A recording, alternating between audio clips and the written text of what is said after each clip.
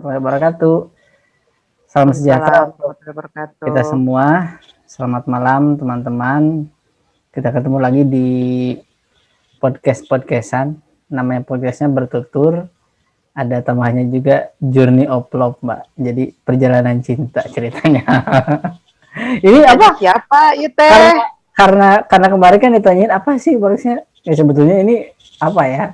Bisa bilang ya proyek senggang aja gitu. Maksudnya gini, kita tuh kan katakanlah ya kalau kita relawan tuh kadang kan kita suka lupa gitu Mbak ya, kayak istilah sedikit ngurusin diri sendiri segala macam. Kita kadang-kadang sih mungkin banyak ngurusin orang lain, nah kita juga lupa. Nah, mungkin hal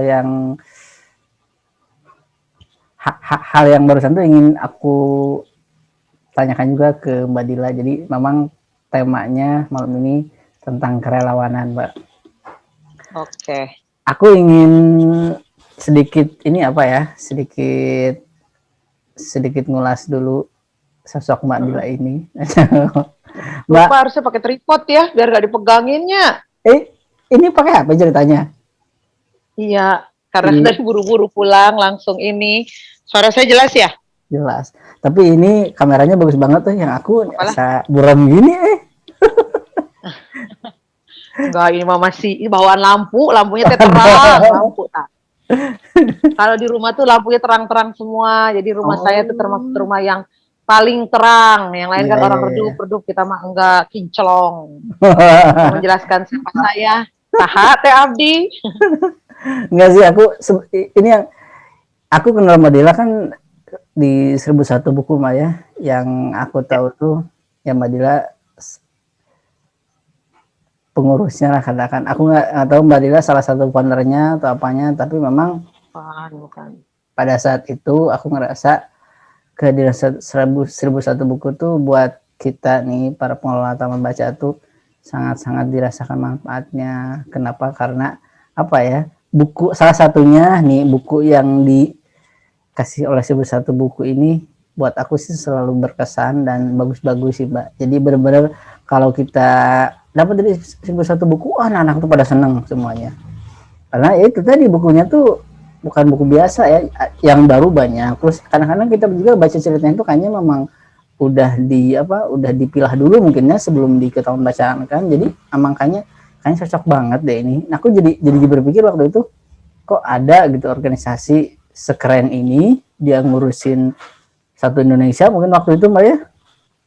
Masih sampai Hah? sekarang satu Indonesia masih. Ya, kira aku sekarang sudah mendunia Mbak, udah ngurusin beberapa negara Belum, lainnya gitu. belum. Itu aku ngebayangin waktu zaman-zaman aku awal mendirikan taman baca tuh kayaknya apa ya? Ya cukup sulit mendatangkan buku-buku yang berkualitas tuh. Nah, ya aku juga sekalian nih Mbak mungkin kita mau mengucapkan terima kasih banyak buat 1001 buku sampai saat ini masih konsisten terus komitmen dengan ya memberikan kebahagiaan buat anak-anak di taman baca gitu. Karena buku-bukunya keren-keren semua, Mbak. Amin. Tapi aku Alhamdulillah. ingin yang jadi pertanyaan aku adalah kan kerja-kerja kerelawan itu sebetulnya kayak yang biasa aja gitu, Mbak ya.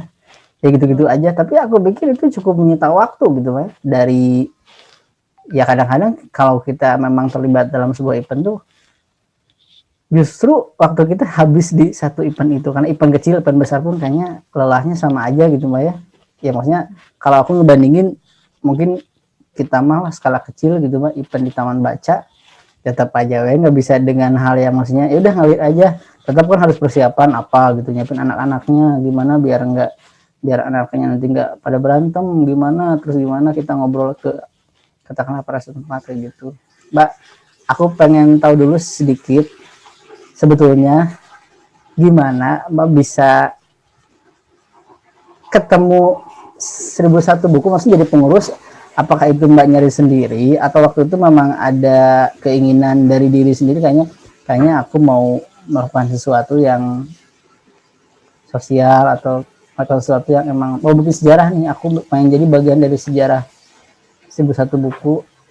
Terus aku juga sebenarnya pengen sedikit tahu sih latar belakang maksudnya tuh Mbak, sebelum jadi relawan kayak sekarang tuh apa Siapakah sih saya gitu kan. aktivitasnya gitu? Apakah bekerja? Aku sempat dengar kan Marila dulu aku di ini gitu. Jadi gitu, Pak. Eh, Kakak bergabung di 1001 Buku tahun berapa? Aku tahun 2014. Kita belum kenal ya. Kita baru Awal-awal ya. kenal di 2016 ya yang di Bandung. Ya, Sebenarnya saya sudah boleh menjawab nih Kak. silakan, Mbak. Sebenarnya awal bergabung di 1001 Buku, saya juga sudah tuangkan ke dalam sebuah buku antologi berjudul Buku.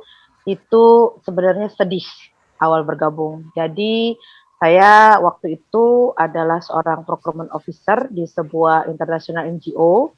Kebetulan saya baru berhenti dan saya ingin melanjutkan lagi untuk melamar kerjaan. Tapi entah kenapa ibu saya jatuh dari kamar mandi. Waktu itu almarhum ibu jatuh dari kamar mandi waktu kakak saya mau renovasi rumah. Dia lagi ngontrak. Nah, saya pikir ibu saya memang sudah stroke, tapi sudah sembuh dan jatuh lagi waktu itu. Sebentar jatuh-jatuh biasa. Ternyata memakan waktu hampir 4 tahun dia untuk recovery. Nah, semua orang nyuruh saya untuk bekerja, tapi saya nggak mau. Jadi saya murni mengurus ibu. Nah, begitu dia sudah sembuh, hampir di 2014 akhir, dan itu juga merupakan suatu mukjizat, dia menyangka dia tidak akan sembuh. Akhirnya dia bilang ke saya, silahkan untuk bekerja. Saya bilang, nggak ada Bu, kalau untuk kerja kantoran lagi, saya nggak tega. Kalau terjadi sesuatu, ibu jatuh atau apa, udah ibu perjuangan sebesar ini sampai bisa sembuh. Akhirnya mungkin memang Allah punya jalan, sejak saya masih kuliah, terus kerja juga kadang-kadang ikut-ikut acara-acara kerelawanan dari kantor gitu ya. Nah, tiba-tiba saya buka Facebook, ada call volunteer dari 1001 Buku. Terus saya datang ikut briefing gitu ya. Begitu saya ikut briefing, datang waktu itu lokasinya masih di Benara Air. Jadi briefingnya itu di SMP 43. Ada SMP di sebelahnya. Habis briefing, dilalanya karena saya tidak bekerja full ya, hanya mengurus ibu, langsung ada tawaran dari sebuah perusahaan kayak mobil gitu ya untuk keliling event, dan saya ikut dari 5 etape, saya ikut 4 etape mulai dari Jogja sampai di etape akhir yaitu di Bali. Saya ikut Banyuwangi Bali. Nah, dari situ saya belum jadi pengurus, saya hanya ikut masuk ke divisi Taman Baca dan divisi Taman Baca dan distribusi buku. Nah, baru di akhir 2015, saya bergabung Februari 2015, baru di akhir 2015 tuh saya lihat mau SPD, short package distribute atau pendistribusian buku. Datanya saya membantu, waktu itu ketua 2 kami adalah Mas Rizal. Akhirnya saya membantu Mas Rizal di bagian data sampai sekarang, sampai akhirnya beliau mengundurkan diri karena kesibukannya, jadi Eka sendiri deh gitu. Nah, awalnya seperti itu. Nah, jadi dengan fleksibilitas waktu sebagai relawan, saya bisa tetap mengurus ibu saya, dan alhamdulillah sampai 2018 kemarin dia menutup mata, saya tetap bisa bahkan ada di sampingnya, dan dia selalu, aduh kan kakak sih, saya kalau cerita ibu saya pasti saya akan menangis. Sedih nggak apa-apa. Dan dia yang mendukung saya, dia bilang bahwa saya tahu, ibu sebenarnya pengen kamu bekerja seperti orang umumnya, tapi kalau memang kamu ingin menjadi seorang relawan dan itu bisa membuat kamu merasa happy, senang, dan dengan niat tulus kamu bisa menjadi tabungan amal kamu nanti, silahkan lakukanlah. Pada saat kakak-kakak saya nanya, loh kok udah sembuh ngurusin ibu, kenapa milih jadi relawan, kerja dong, cari uang, zaman gini hari gitu loh, gitu kata kakak-kakak saya.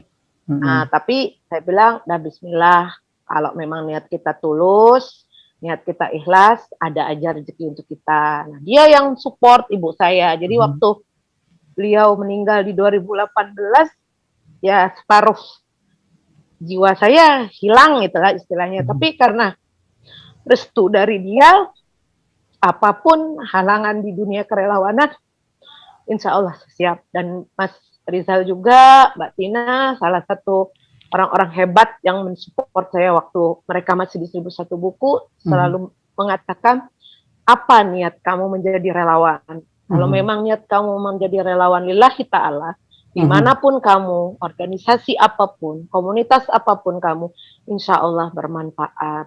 Nah, jadi istilahnya, kalaupun saya tidak di suatu tempat lagi, tapi ada di tempat-tempat lain, insya Allah keberadaan saya bisa bermanfaat. Itu aja sih. Apalagi umur udah tua, bukan ABG lagi. Masih gitu muda ya. lah. Halah. Tapi menariknya di dunia relawan itu kita harus multitalenta, kita harus multitasking. Apalagi kalau kita biasa di lapangan, itu plannya dari A, tiba-tiba di lapangan bisa jadi Z, itu udah abrakadabra yang tiba-tiba XYZ di luar dugaan, itu kita harus sudah siap. Seperti itu, Kak. Oke, aduh ini. Jadi maaf ya, dimulai dengan tetes-tetes air mata dikit gitu, ya Allah.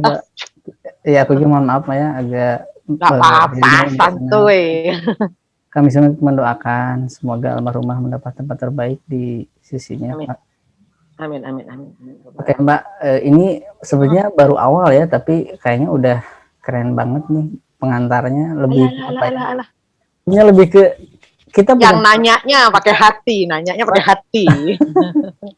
Kita punya pengalaman yang mirip Mbak. Jadi ya aku juga sebetulnya kalau ngobrol di sejarah kenapa buka taman baca, memang ya kalau kerja kerelawanan mungkin kan enggak di hanya teman baca Mbak ya. Aku memang sempat ikut di beberapa organisasi, tapi akhirnya kan kalau teman bacaan tuh lebih ke kayak apa ya, kayak bikin sendiri lah gitu Mbak judulnya. Ya, passion, kayak ambisi dan sendiri gitu kan. Pada waktu itu jujur sama mirip kayak Mbak Dila lagi, mirip-mirip gitu. Jadi aku waktu itu kan mendirikan teman bacaan tuh usia aku sekitar 20-an kalau nggak salah.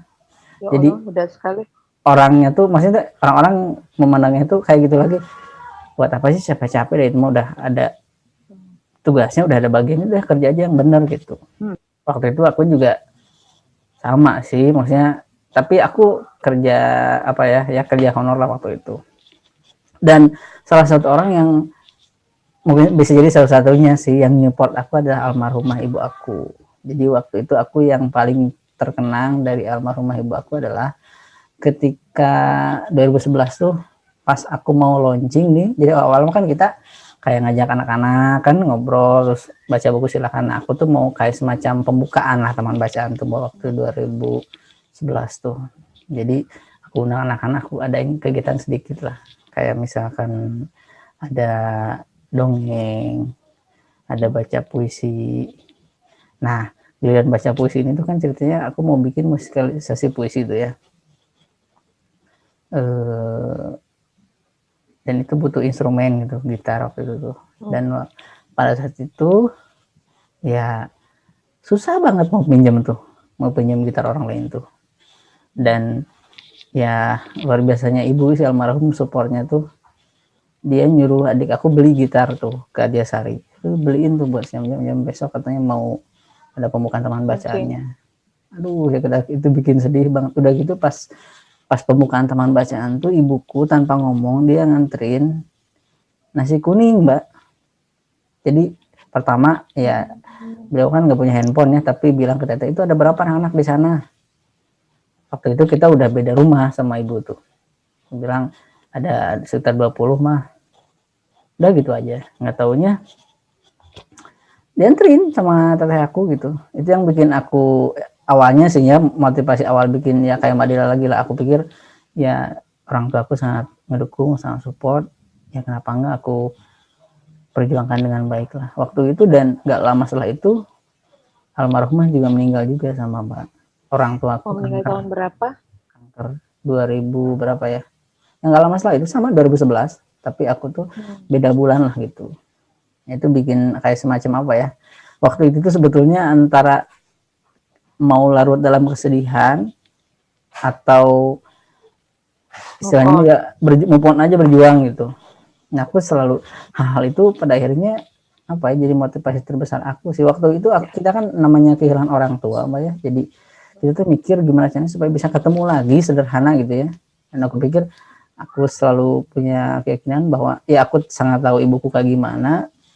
Beliau tipe orang yang aku nggak bisa pikir sampai akhir kehidupannya pun beliau nggak punya musuh, nggak pernah lisannya tuh nyakitin orang lain gitu. Aku sebagai seorang muslim percaya bahwa beliau insya Allah masuk surga, dan aku pikir ya mungkin beliau dengan segala macam tabungan akhiratnya lah, aku apa gitu. Makanya aku pikir ini yang ada, yang baru saja aku mulai teman baca, mudah-mudahan jadi jalan bisa ketemu sama ibu aku. Amin. Jadi Al-Fatihah juga ya untuk almarhum iya, ibunya. makasih Mbak. Kalau ibu Jadi saya 18 tahun sakit oh stroke, iya iya iya. 18 tahun. Jadi sebenarnya gini, aku kenapa sih pengen ngobrol sama Mbak Dila? Sebetulnya satu hal silaturahmi, Mbak ya. Kita tuh kan susah kalau nggak ada momen ini gitu, Mbak ya. Lah, Terus, apalagi zaman begini, aduh, semuanya serba online. terus keduanya emang dari sisi kita pun kan sebagai relawan perlu merawat semangat, Mbak ya. Ada masa Ya. kita naik turun, ya maksudnya momen kayak gitu memang aku ngerasa kita saling menguatkan sih. Dari sisi ini kan aku hal yang jadi relawan tuh aku pikir cukup menyita waktu, energi segala macam, dan itu kalau misalkan kita nggak pintar-pintar memilih mengolahnya benar-benar jadi nggak baik, biasanya nggak sehat juga gitu. Jadi memang pada saat ini ya, dan di kita juga sebenarnya aku udah mulai beberapa pola, kita mau ada lagi pengurusan baru, jadi mudah-mudahan nih ada adik-adik yang nonton juga.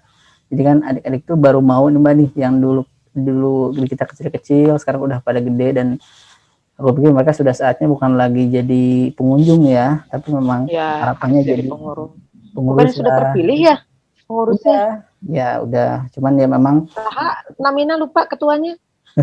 ada Tasya Mbak. Nah iya, Kak Tasya yang Uh, ada di Facebook waktu itu ya. ya tapi sekarang ya maksudnya dinamis lah kepengurusan itu, nanti juga ada harapannya terus semacam estafet lah, terus ada pengkaderan yang memang jadi ya nanti mereka kan gede, lebih gede, nah ada lagi yang ganti, harapan kayak gitu sih. Jadi ya aku pengen sebenarnya ya mudah-mudahan sih momen ini tuh jadi memang pemicu buat adik-adikku juga nih yang lagi mendengarkan, dan ya teman-teman yang memang apa ya tertarik dengan dunia kerelawanan nih. Aku sengaja menghadirkan Mbak Dila ini karena beliau aku pandang sosok yang Ya, apa ya, energik, dan aku pikir Mbak Dila kayak yang baterainya tuh nggak habis-habis, selalu ceria, selalu semangat, terus konseptor juga luar biasa. Nih hal-hal itu yang kayaknya relawan tuh butuh Mbak ya, hal-hal yang tadi banyak hal yang tidak terduga segala macam. Jadi kadang kita bisa karena biasa gitu loh. Di Okay. saat kita turun ke lapangan, kita nggak bisa tangan kosong. Jujur, sebagai orang lapangan, banyak orang yang menganggap, orang lapangan gini-gini tinggal praktek. Ternyata enggak, di lapangan itu kita harus punya konsep. Dan harus siap jika konsep yang kita lakukan di lapangan itu tidak bisa kita implementasi, kita harus switch. Nah, kalau konseptor kadang-kadang karena dia nggak pernah turun ke lapangan, otaknya idealisnya besar. Begitu turun, konsep itu diambil oleh orang lapangan, nggak bisa diimplementasikan. Nah, sementara kita kalau orang lapangan mau nggak mau, karena kita terjun sendiri, kita ini, ya kita harus bisa merubah, menyesuaikan dengan kondisi di lapangan.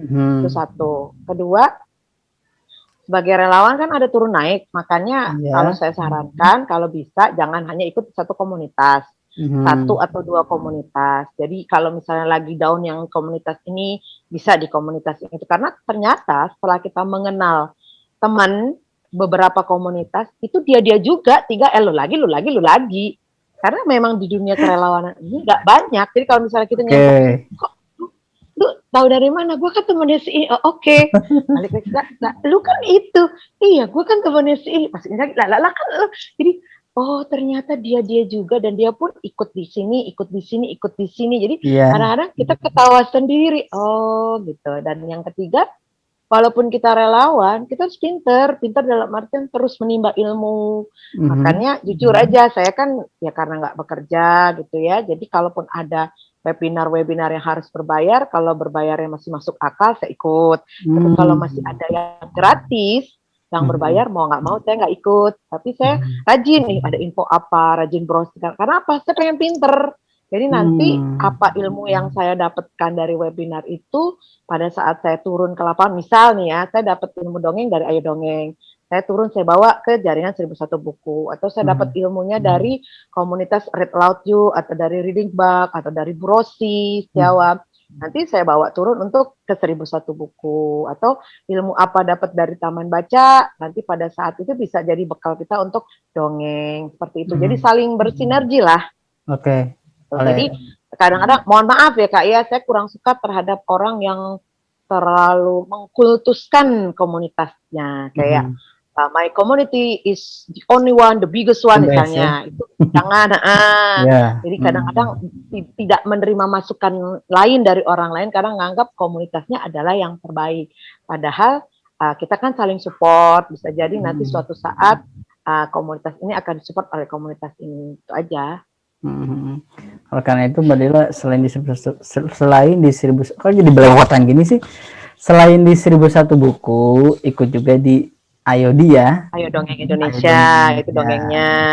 Terus kalau Read Aloud-nya ikut di Read Aloud You gitu. Ini kadang-kadang ya ajak-ajakan, Kak minta tolong dong Kak isi acara ini, atau Kak bantuin aku dong, itu udah nggak aneh gitu. Ya. Karena kita juga kadang-kadang tolongin saya dong. Nah, itulah konsep kerelawanan istilahnya. Saling support kita. Saling support ya. Jadi memang selain apa ya, mungkin tadi niat juga penting Mbak ya. Niat kita mau satu niat, dua komitmen. Terus tiga dijalani dengan ikhlas. Ikhlas dalam artian karena kita relawan, ya kalau kita suka kita jalanin. Kalau menurut kita ya saat ini kita lagi nggak mau ikut kegiatannya itu, ya udah nggak ada paksaan. Terus tapi balik lagi ada komitmen. Jadi kalaupun nggak terlalu berminat, tapi karena sudah komit, ya harus diselesaikan. Iya.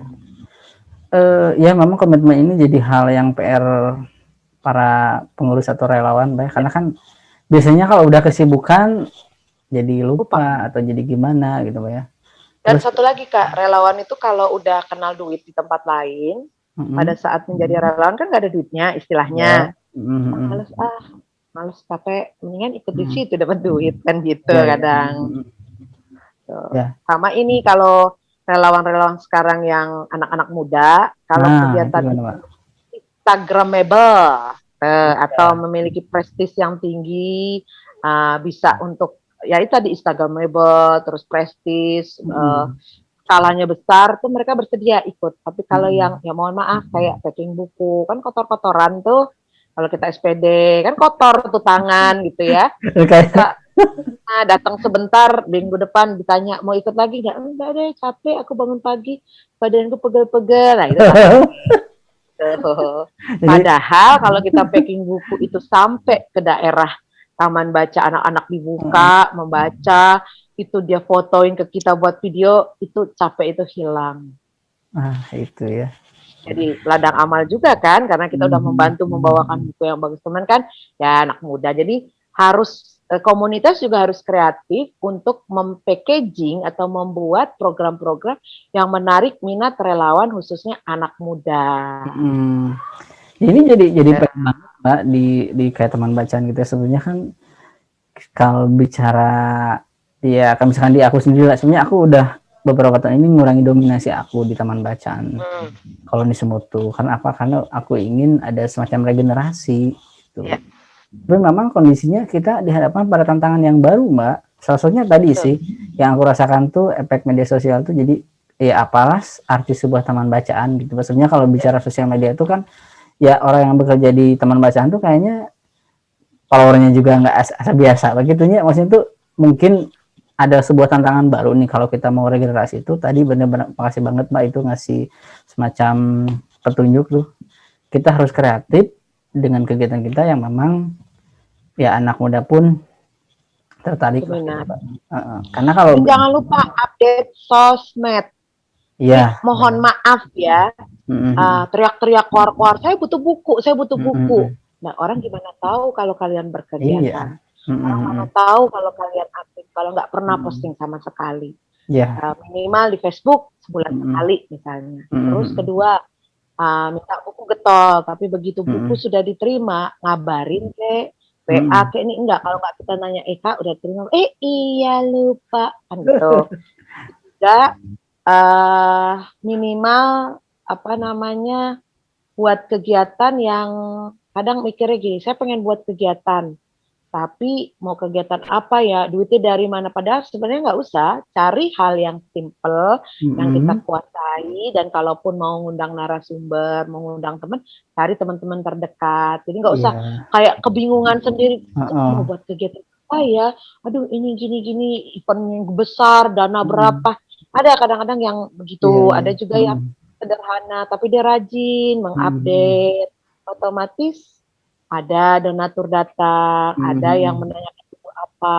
Saya pernah berkegiatan di sebuah satu taman baca lumayan besar gitu ya. Mhm. Saya posting di Facebook saya tag mereka. Saya tanya, kok di kegiatan saya di kalian 2 hari loh, kok di Facebook sama di IG nggak Mhm. ada. Nanti Pak belum sempet sampai sekarang tidak dia post. Ya sudah nggak apa-apa.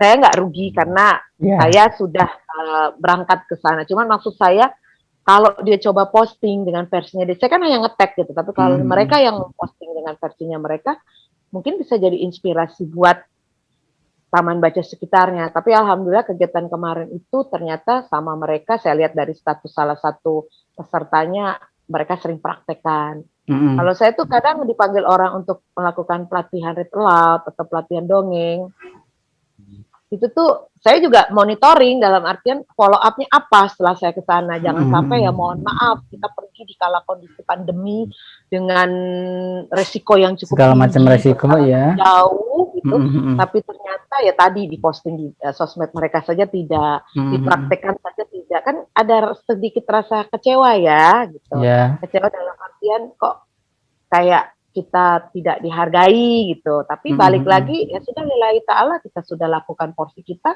biarkanlah mereka melakukan porsi dia. Gitu Mhm. aja lah. Mhm. Iya. Tapi tetap kita pantau. Oke, Makanya kalau ada heeh. info apa-apa yang berkaitan dengan ritual atau apa, saya lebih semangat taman baca yang Kak, kalau ada info apa-apa aku dikabari. Itu dengan semangat, saya ingat terus, oh dia Mhm. pesan, titip pesan ini. Mhm. Tapi kalau Mhm. yang gak ada angin, gak ada hujan, toto WA, Kak aku kok gak pernah dapat buku.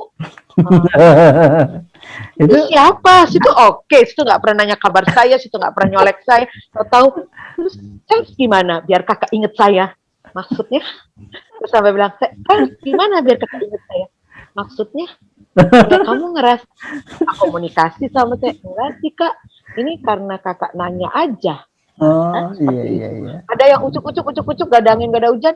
Bu, minta buku dong. Udah lama kayaknya nggak dikasih buku. Maaf ya, Waduh, Anda ada juga siapa? yang kayak gitu ya? Ada, maaf ya, Anda siapa? Saya nggak tahu nama taman baca. Hello, saya kan nggak mungkin apa 850 taman baca Benar, se-Indonesia. benar, benar, benar. Ucuk-ucuk, oh iya maaf bu, nama saya ini dari taman baca ini. Oh, kayak Mhm. gitu. Ini di otak saya aja udah ada sekitar 200 orang, tuh udah alhamdulillah saya ingat gitu kan kasarnya. Ya nggak pernah ngomong, nggak pernah itu, Allah. Ada juga yang tiba-tiba WA, Kak, katanya kakak bagi-bagi buku. Saya mahasiswa KKN, minta buku dong kak. Astagfirullah.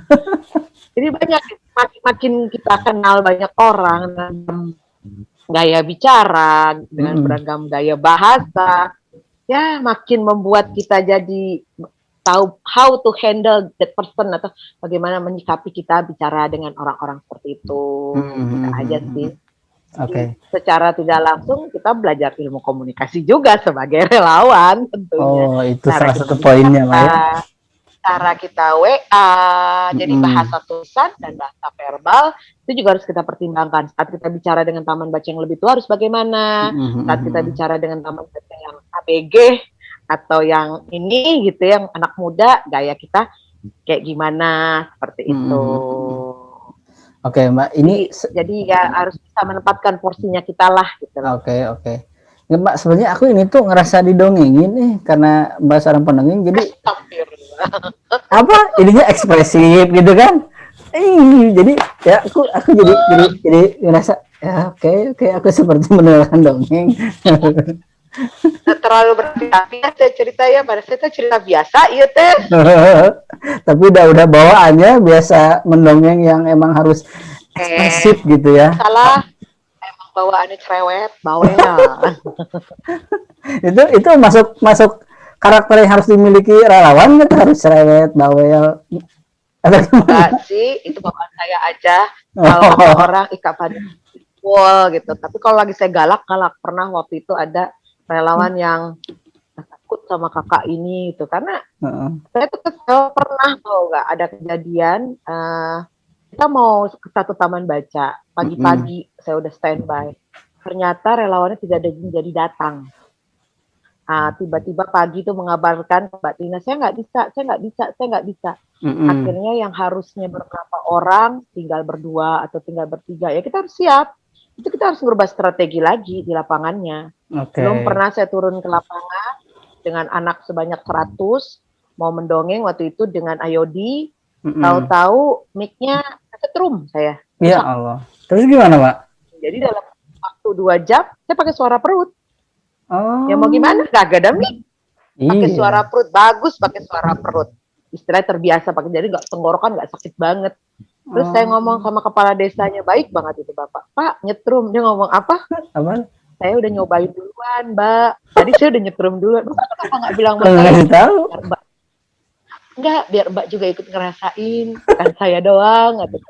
Ya Allah, saya bilang, Bapak ya ketawa. Nah, tahun Kocak banget depannya sih saya itu di datang Malaysia. festival di daerah Dermaji itu. Pak Bayu, kalau nonton Anda luar biasa. Nah, jadi pada saat tahun depannya saya datang ke sana festival Dermaji, dia ngomong, itu Mbak Fadila mic udah bagus lah, nggak kayak dulu lagi katanya. Dia betulin katanya. Bayangin aja di aula, tapi aulanya keren. Atasnya itu ada perpustakaan sama ada museum. Mana ada desa yang punya museum desa? Di Museum. ininya di ya museum. Nantilah ini pertanian. untuk urusan museum kita bikin satu sesi lah. Ini nggak akan muat. Tapi maksudnya gini, itu mudah-mudahan ya kita bikin satu sesi lagi ya. Tapi khusus museum nih ya. Soalnya aku Kan udah pernah ada di sesi saya cagar budayanya. Iya, tapi nanti kita ngobrolin soal belum mendalam. Belum kesampaian ke Bandung. Iya. Ini Mbak, ya banyak hal yang unpredictable ya ketika menjadi relawan. Tapi ini karena dalam rangka memotivasi ini adik-adik sama teman-teman yang dengerin podcast ini, kalau yang Mbak Dila rasain sendiri, manfaat atau apa ya, bisa dibilang ya manfaat apa sih yang udah Mbak dapatkan dari berkegiatan jadi relawan itu selama sekian tahun gitu Mbak? Kayak misalkan tadi ngerasa ketika buku yang udah kita sortir banyak sampai di daerah itu kita ngerasa apa ya, ngerasa bahagia banget. Dan aku juga mirip-mirip, maksudnya gini, setiap pengelola taman bacaan tuh mungkin merasakan hal yang sama ketika taman bacanya itu banyak dikunjungi sama anak-anak dan mereka bahagia di taman bacaan kita, main, bercanda, bahkan ya ada, kalau aku senangnya tuh kalau anak-anak udah baca dengan keras Mbak tuh, mereka baca yang masih kecil baca dengan keras tuh hari ini, jadi aku senang kalau kayak gitu tuh.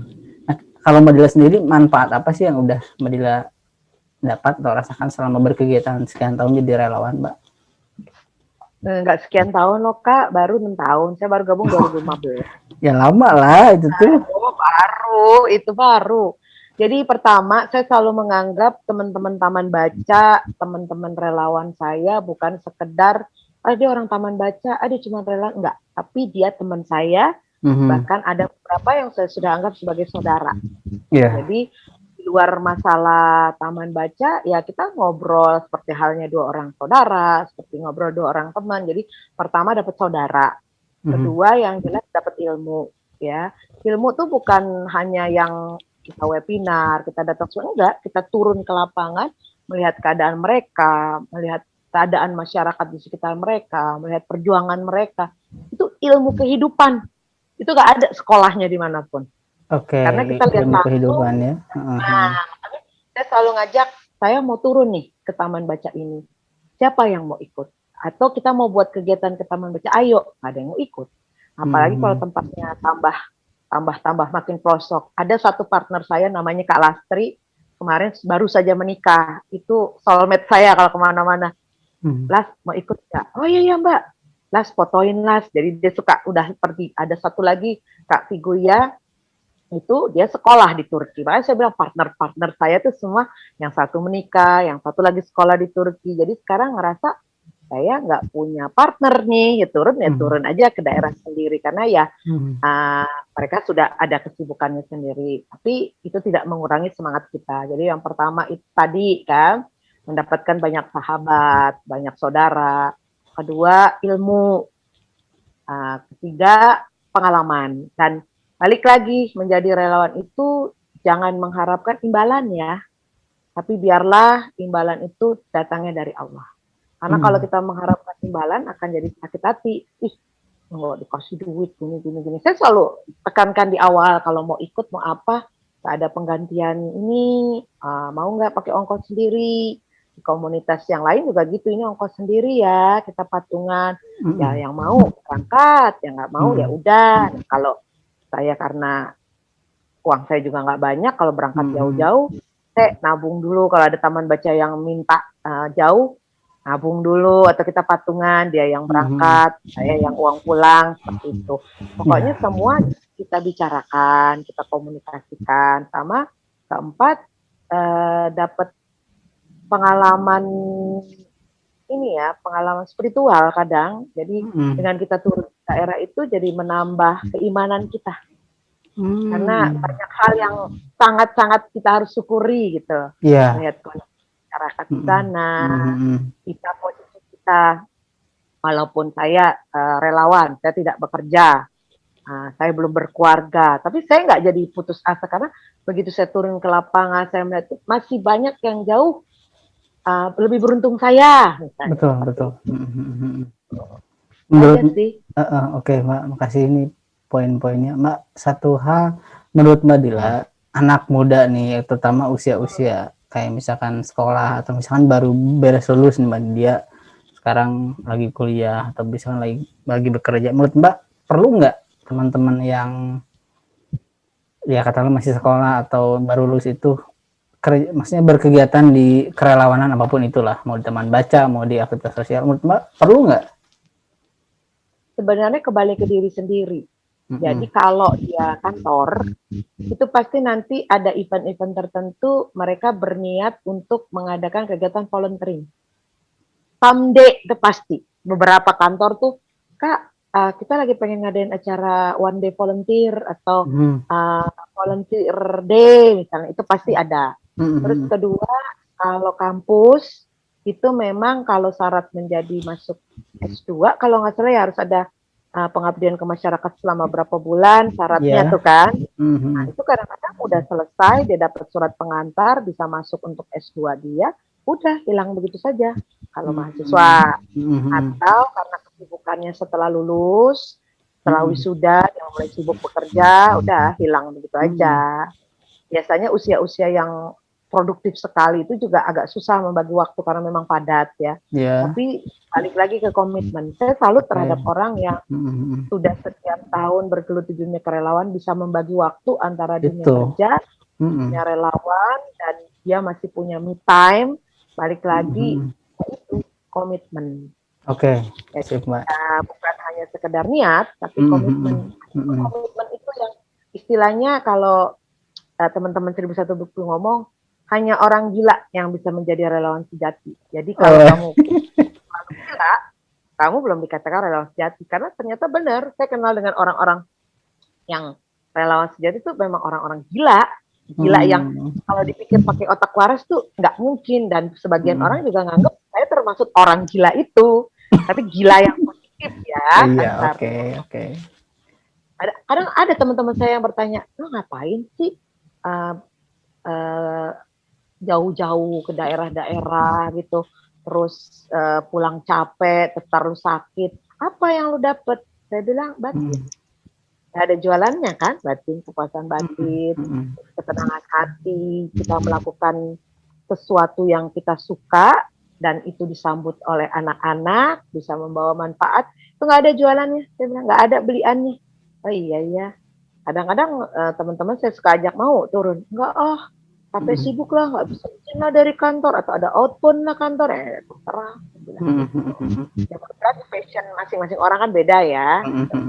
Kebetulan emang passion saya bercerita, ketemu anak-anak. Karena dengan bercerita, anak-anak tersenyum, melihat kita tenang dengan cerita kita tuh udah obat banget deh energinya. Secapek apapun, tapi nanti kita pulang sampai rumah baru berasa nih linu-linu nih badan gitu ya. Tapi begitu ketemu anak-anak melihat mereka ceria tuh, kita sehat energik bisa sampai rumah. Tuh pinggang, kepala pusing itu baru berasa. Karena apa? Energi anak-anak positif mempengaruhi kita. Oh, iya. Awet muda kan kalau kata orang-orang, adilah awet muda ya, main sama bocah mulu. Yang namanya guru kan gitu katanya, Mbak. Jadi kalau kita ketemu tuh kayaknya enggak usianya tuh kok. Saya bukan guru. Saya bukan guru. Ya kan ada irisan-irisannya. Irisan kue. Enggak. Jadi memang apa ya? Ya kalau aku boleh sedikit ngobrol juga, Mbak. Jadi ada kerja-kerja kerelawanan yang sifatnya tuh apa ya? Hanya beberapa kali lah gitu ya. Ya, event besar, event. Ada juga kerja kerelawanan yang dia butuh konsistensi tadi ya. Rutin reguler. Reguler misalkan mau tiap minggu, tiap bulan, mau tiap berapa hari sekali. Ya. Nah sebetulnya kalau apa ya, diri kita tuh tadi mendidik diri kita agar tidak manja ya di kerelawanan itu, Mbak ya. Karena mungkin di kerja-kerja kerelawanan tuh kalau orang manja tuh susah mungkin ya. Maksudnya akan tersiksa lah gitu. Dan balik lagi kan gini Kak, maaf saya potong. Ada kerelawanan dalam bentuk apa? Kadang-kadang ada beberapa taman baca, beberapa organisasi, beberapa komunitas yang pada saat kita apply, kayak misalnya kakak ikut Indo Relawan, misalnya ya, kakak ikut call for volunteer dari suatu organisasi, dia selalu nanya, Anda ahli atau berminat lebih dalam di bidang apa? Atau open for volunteer for desain visual, content creator, content editor. Jadi yang benar-benar melamar ya orang-orang yang berkaitan dengan itu. Atau dikasih option, ada sebagai A, B, C. Nah, jadi nanti kita memang memilih passion yang kita sukai. Misalnya, dia seorang arsitek. Pada saat dia melamar ke komunitas, dia bukan sebagai orang desain. Dia pengen nyoba sebagai MC misalnya.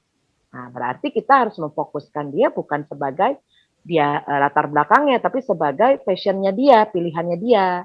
Dan di organisasi pun harus bisa mengakomodir sesuai dengan yang diharapkan oleh relawan. Iya. Terus mungkin salah satu catatan pentingnya tadi Mbak Dila sempat sampaikan, relawan juga jangan lupa selalu mengupgrade dirinya mungkin ya. Upgrade diri kita sendiri dengan hal-hal yang emang kayak misal ngobrol-ngobrol dengan teman, diskusi, ikut webinar, terus ikut menghadiri acara apa, pokoknya mengupgrade diri kita sendiri biar kita juga kita juga tetap pintar gitu. Karena gimana kita mau berbagi dengan orang kalau kita sendiri nggak ada yang bisa kita bagi gitu.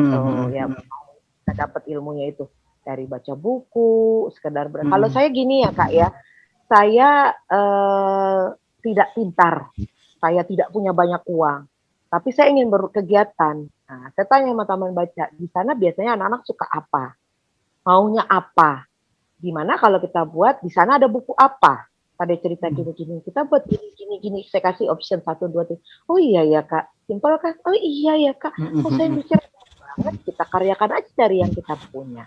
Ya. Gitu. Ada masa-masa gini Mbak, kalau awal-awal iya aku juga sih fokusnya ngumpulin buku sebanyak mungkin. Tapi ada masa-masa kalau bicara taman bacaan ya, baik lagi, ada masa-masa di mana aku justru menghentikan aktivitas crowdfunding buku gitu Mbak. Kenapa? Kan aku pikir mau segimana sih, buku mah nggak akan ada ininya gitu. Justru aku lebih tertarik waktu ya sampai sekarang juga masih mengupayakan gimana caranya buku-buku yang di taman bacaan tuh dikelola dengan baik. Dan apa ya, kalau aku bilang ada hal-hal yang ketika kita tekuni terus tuh ada hal-hal yang akhirnya itu ngalir secara alami gitu, Mbak. Kayak misalkan ya, aku ada sebuah buku, ada beberapa buku maksudnya, buku tentang atlas tuh, peta-peta daerah-daerah se-Indonesia. Itu pertama kali itu aku dapat buku itu dari eh, ya ada seorang donatur lah katakannya ngasih buku itu. Tanpa aku suruh, anak-anak bikin permainan sendiri, Mbak. Jadi permainannya kayak gini, menemukan simbol yang ada di buku itu. Misalkan simbol kereta api. Jadi ada lima anak tuh, dia bikin lingkaran. Itu kayak misalkan kereta api, siapa yang cepat dulu lihat gitu. Itu kan ada banyak tuh simbolnya tuh. Ada misalkan gunung, oh kayak gitu. Terus ada lagi buah apa? Aku pikir hal-hal apa, tapi aku juga lagi coba nyari maksudnya gini, mengemas buku yang ada di taman bacaan tuh jadi bener-bener menarik buat mereka gitu. Kalau dengan dongeng iya ya, itu menjadi aktivitas harian lah. Misalkan ada anak kecil, mau dibacain, bacain. Kalau dongeng ya udah kita bikin dongeng. Dongeng apa hari ini, kita mau dongeng ini. Nah justru hal-hal maksudnya apa ya yang aku rasakan tuh sebetulnya kalau kita tekun itu ada semacam ya apa itu energi, terus apa itu solusi dari permasalahan kita yang kita nggak tahu itu dari mana gitu datangnya tuh. Kayak misalnya aku sempat pada posisi yang emang buku-buku itu udah kayaknya anak-anak udah pada bosen lah gitu. Nah makanya aku coba cari itu tadi sih, aku sampaikan benar juga kata Mbak Dila, kita harus sebisa mungkin harus kreatif. Karena akhirnya kan aku bikin semacam ada satu buku tuh buku masak-memasak, itu kan anak-anak biasanya cuma baca aja. Nah, aku bikin kegiatan rutin waktu itu. Sok, hari ini kita mau masak yang ada di buku itu, yang misalkan bola-bola ubi, itu kan nggak terlalu mahal juga ya. Kita beli, bikin bola-bola ubi, gitu kan. Banyak-banyak punya buku sekian ribu. Nah, sekarang saya tanya, buku favorit apa yang di taman baca? Pengelola juga kadang bingung. Ya. Bukan nanya, pernah nggak, ini kan buku bagus nih misalnya, pernah nggak mencoba kita buat kegiatan dari based on buku ini? Belum, Pak. Nah, itu, Mbak. Berkegiatan dari buku itu sebenarnya hal yang simpel gitu Ya. Kalau read aloud, saya coba terapkan ke taman baca juga. Ini loh, dengan misalnya contoh buku buah apa ya? Setelah kita makan buah buah apa gitu namanya. Jadi dimakan, membuat kecut, muka jelek. Nah, karena setelah makan itu kan mukanya belepetan. Nah, nanti setelah selesai kegiatan membaca itu kita bagi dalam beberapa kelompok, lalu kita suruh pilih buah-buahan sekitar situ apa. X, Z. Nah, nanti lihat nih buahnya apa. Kalian milih, nah deskripsikan. Misalnya, saya milih kelompok buah kelapa gitu, atau saya milih kelompok buah belimbing. Nah, amati buahnya seperti apa, daunnya seperti apa, pohonnya tinggi apa enggak.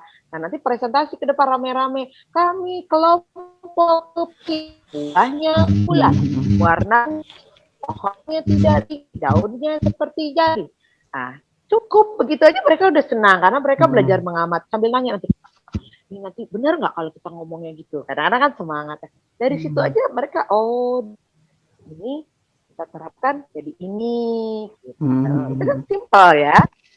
Dari buku senjata, tapi anak-anak jadi menelaah gitu. Benar ya. Ya, kita learning by doing sebetulnya, Mbak ya. Iya gitu loh. Jadi sebetulnya apa yang buat kegiatan gini. Waktu awal saya di 1001 buku tuh saya lihat ini buku ada buku apa aja. Oh, ada tema lingkungan, ada tema ini. Begitu hari lingkungan, saya bilang coba pilih buku yang bertema lingkungan, suruh mereka ngapi sendiri. Nah, mereka ngambil terus baca sendiri. Habis baca sendiri saya tanya, ini tentang apa? Mereka ngomong lah dengan versinya mereka. Ada kosakata yang susah nggak? Ada Kak, artinya ini. Kamu cari apa? Oh, jadi kan mereka tahu. Oh, artinya jangankan dengar kata itu, mereka mengucapkannya aja reboisasi aja reboisasi deh. 2000 kali ini kan nggak pernah dengar kata Oke, pasti oke. misalnya. Heeh. Nah, Iya. nggak terasa tuh udah mengucap tuh. Takjubnya habis lagi. Iya juga, aku lupa. Ini kan aku pakai yang Yang mana? gratis. Unlimited apa yang Pakai yang gratis aku. yang gratis udah sejam nggak putus? Nggak tahu aku Biasanya juga. Alhamdulillah rezeki anak soleha. Mbak, ini deh ya kita ini sampai jam 10 ya. Kita Karena suruh kan host itu. Ini kan cuma ikut aja. ya karena juga kan butuh Kan istirahat tuh keasikan kan ngobrol. setelah berkegiatan seharian penuh tuh. Mbak, ini ya nanti kita coba ini lagi lah. Mungkin bisa jadi ini bukan yang terakhir ya. Maksudnya aku selalu tertarik dengan dunia-dunia pengembangan kerelawanan tuh, karena ya tadi bicara kondisi sebetulnya kalau aku ya ini mah nggak ngomongin jauh lah, di teman bacaan aku tuh sebetulnya lagi berusaha buat regenerasi, dan itu kita dengan tantangan yang baru gitu Mbak. Yang tadi anak-anak tuh lebih senang dengan kegiatan yang sifatnya instagramable, tapi ya mau gimana lagi, tidak mau nggak mau kan kita sebagai pengelola taman baca memang harus ikut larut di dalamnya gitu. Ini zamannya udah kayak gini, ya udah gimana caranya kayak gini. Kakak buat challenge Instagram buat mereka. Gimana? Kakak kasih tantangan Instagram ke mereka. Kalau emang Iya. mereka senang main Instagram. Ya itu salah satu opsinya ya. Nah ini aku sisa waktu Mbak deh. Ini sisa Taman waktu. baca ini begitu. Ya. Ini sisa waktu tinggal 8 menit nih. Monggo. Boleh dong semacam apa ya?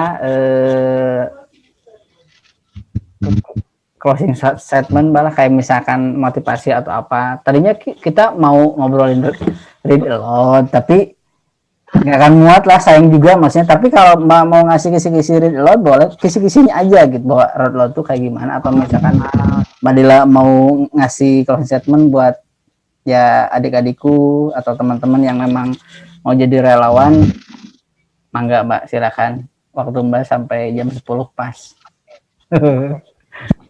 Kalau di taman baca itu kegiatan yang paling gampang kita ngumpulin anak-anak itu cuman mendongeng, membaca bersama, dan bernyanyi, gitu kan? Kalau menggambar harus ada kertas gambarnya, harus ada pensil warnanya. Tapi kalau 3 kegiatan itu, read aloud, membaca nyaring atau membaca bersama, dongeng, dan bernyanyi, itu kan paling mudah. Tinggal kita ngobrol atau apa. Dan balik lagi, relawan itu, ini kita balik lagi ke konsep kerelawanan ya. Kerelawanan itu mau serius nggak di taman baca? Kalau memang dia mau serius di taman baca, kamu harus pilih apa yang kamu kuasai, yang kamu ingin ambil. Kalau memang itu jadi pegangan kamu, misalnya saya pintar di menggambar, oke, urusan menggambar, urusan nanti ada sesi-sesi event menggambar, kamu yang pegang. Saya pintar menyanyi, oke, kamu yang bagian menyanyi. Dan seperti itu. Tapi kalau secara rutin, dalam arti rutin ada kegiatan yang pada saat yang tadi menyanyi, yang bisa menggambar, bantuin duduk, nemenin adik-adik. Jadi saling support. Jangan, ini kan sesinya yang menyanyi, yang menggambar nggak mau datang. Atau ini kan sesinya yang menggambar, yang menyanyi nggak mau datang. Enggak, semua ada porsinya sebagai pemain utama. Tapi mereka semua berkolaborasi untuk membantu saling support kan gitu. Kedua, passionnya apa? Nah, passionnya tujuannya gini. Anda bergabung di Taman Baca punya passion nggak? Mau 1 tahun, mau 2 tahun, atau hanya bisa 3 bulan? Tapi komit. Saya cuma bisa 3 bulan Kak, karena saya sibuk. Ya udah 3 bulan itu habiskan dengan cara yang kalau jangan 3 bulan, belum 3 bulan, sebulan aja udah ngilang. Aduh Kak, sorry ya. Tapi kita tanya, lu tapi banyak yang begitu, hilang nggak, WA nggak jawab, tinggal bilang aja, maaf Kak, saya sibuk, saya nggak bisa lagi, beres kan? Ini enggak ditanya, enggak. Kita ngamis-ngamis kan lama-lama, ya Allah, makanya pas ada yang relawan ogah saya bilang gitu, saya baca aja deh. Terus 3, Kalau emang niat kalian, passion kalian di taman baca, kalian harus suka anak. Mau Oke. mengabdi di lihat anak-anak takut, lihat anak-anak Takut gigit katanya. ngeri, serem. Ya nggak usah jadi relawan taman baca. Gitu. Jadi balik lagi, kita juga harus mengedukasi relawan yang berminat untuk menjadi relawan di tempat taman baca kita. Kriteria taman baca itu begini. Kalian yang kalau kalian emang nggak bisa, kami nggak melarang. Tapi kalau kalian mau bergabung, kami tidak bisa memberikan apa-apa. Gitu. Ya. Tapi kalau pensi, kalian butuh tempat belajar, kalian mau mengajak teman-teman kalian untuk mengeksplor, mencari siapa jati diri Anda, silakan. Sama share gitu, apa yang kalian dapat dan apa yang kami bisa berikan. Jadi win-win solution ya. Karena relawan nggak mau ngomong, pengelola juga malu-malu karena bingung gitu. Apa kalian? Padahal sebenarnya kesempatan yang diberikan oleh pengelola taman baca itu merupakan poin penting. Tanpa kesempatan itu, sehebat apapun relawan tidak akan bisa mengeksplor diri dia. Oke, jadi harus diberikan kesempatan seluas-luasnya ya, sesuai passionnya. Saya bukan orang yang pintar, tapi kebetulan kagak ada orang, gue lagi. Mau nggak mau kan gue jadi pintar. Kemarin gue ini. Betul nggak? Berpikir kreatif kan kita? Iya, sebetulnya hampir setiap teman pengelola taman baca kayak gitu. Itu karena kesempatan, jadi kita terus kita. Tadi kalau ada kayak di Ayam Dongeng, di Telau, siapa yang mau ikut kelas ini atau siapa yang ikut mau mendongeng? Kalau saya waktu ngepas, saya ikut. Tapi kalau enggak, saya nggak ikut. Jadi ngukur juga jangan semua pengen ikut. Gitu. Sesuai porsinya masing-masing. Dan balik lagi sebagai relawan harus dengan niat yang tulus, ya.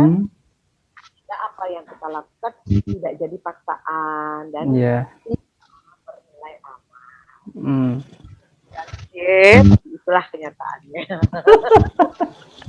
Niat yang tulus, komitmen itu jadi PR banget ya buat teman-teman relawan yang mau gabung atau memang mau yang baru kepikir nih misalkan Mbak, makanya bikin apa sebetulnya kalau bicara apa ada beberapa yang pengen dong bikin taman bacaan, ya aku bilang ikut dulu lah, gabung maksudnya di kegiatan-kegiatan bacaan, bisa nyesel nantinya malah ketagihan, nggak bisa berhenti jadi orang gila yang positif. Tapi ya pengen jadi buka taman baca, minta buku dong. Itu udah pernah buka belum? Itu udah pernah nyoba ngobrol? Enggak. Terus tahu nggak teman? Cari-cari tahu dulu deh. Oh kakak nggak bisa ya ngasih? Enggak. Kakak nggak bisa ya bagi-bagi? Nggak bisa. Nggak ada. Jadi harus ini lagi peran jadi seorang volunteer yang galak kayak gitu Mbak ya? Enggak, pokoknya enggak, udah enggak ya. Ada bahkan kita nggak ngirim dari uang pribadi kakak ke dia. Nggak bisa. Ya deh kak, kami tunggu deh kak, karena kami memang butuh. Nggak bisa lewat satu buku karena sekolah. Patungan atau apa kak? Saya pikir dulu ya gitu. Mungkin kalau cara bicaranya, gaya bicaranya enak, insya Allah kita bantu. Tapi kalau sengak, ngegas, atau gayanya kurang sopan, jadi balik lagi saya berbahasa kita tuh mempengaruhi juga loh. Oke. Habis kerja sama siapa di grup saya bilang, saya mohon maaf ya kalau ada salah-salah kata, visi kita mungkin ngomong agak tinggi atau gimana. Ya. Yeah. Oke. Mbak, kau bisa pas banget sih ini jam 10. Kayaknya ini udah kalau relawan tuh tepat waktu ya. Ini karena zamannya online aja, jadi jam itu buka room jam sekian, benar-benar udah standby. Padahal kalau aslinya kita datang di ruangan buka telat dulu ya. Tapi ini buka room on time. Iya, ini kita kan rencananya cuma setengah jam ya, tapi ya udah. Kalau aku pikir maksudnya ngalir aja lah, sejam juga nggak apa-apa. Jadi mudah-mudahan sih malam ini bisa menambah ilmu juga ya. Makasih banyak Mbak buat sharingnya, buat berbaginya, benar-benar buat aku sih jadi tambahan semangat. Mudah-mudahan bagi adik-adikku juga nih yang lagi sedang sekarang, apalagi yang mau nih berkegiatan teman bacaan, ayo kita bareng-bareng Mbak ya, berkarya, membuat sejarah buat lingkungan sekitar kita yang dekat lah. Kita jadi jalan kebahagiaan anak-anak, kita jadi jalan minimal dalam ketika kita buka taman bacaan tuh, ketika anak-anak taman bacaan tuh terhindar dari hal-hal yang tidak diinginkan lah, apakah itu kecanduan gadget, apakah itu hal-hal yang sifatnya negatif atau merusak diri anak. Mudah-mudahan itu sih salah satu mungkin apa ya, salah satu mudah-mudahan jadi motivasi lah buat adik-adik yang teman-teman. Makasih Dan yang semoga sudah mendengarkan sampai selesai ini. kuat seperti kakak, saya, semoga istiqomah. Hidup yang berem, masalahnya. Kita belum bikin jargon nih. Tapi nanti ya. Sehat. Ya, ini ya bikinnya berem bukan berem. Nggak apa-apa bercanda. Ya intinya itu sih. Yang baru hanya sekedar tema lah. Ya, ini mah cuma ngobrol santai aja. Tapi ya karena Badila harus ada nama, ya udah itu aja lah namanya gitu. Udah dikasih nama aja ngalur ngidul, apalagi nggak dikasih nama, mau 2 jam gitu. Ya udah, Mbak, terima kasih banyak ya. Selamat beristirahat, semoga sehat selalu semuanya. Mudah-mudahan kesempatan yang lain kita bisa ngobrol lagi. Banyak hal yang bisa kita obrolkan, tapi ini anggaplah pengantar. Kemudian ada kesempatan lagi. Proyek museum. Oke, siap. Ya, nanti ini di darat aja nanti kita ketemu. Udah ya. Assalamualaikum. Waalaikumsalam. Terima kasih.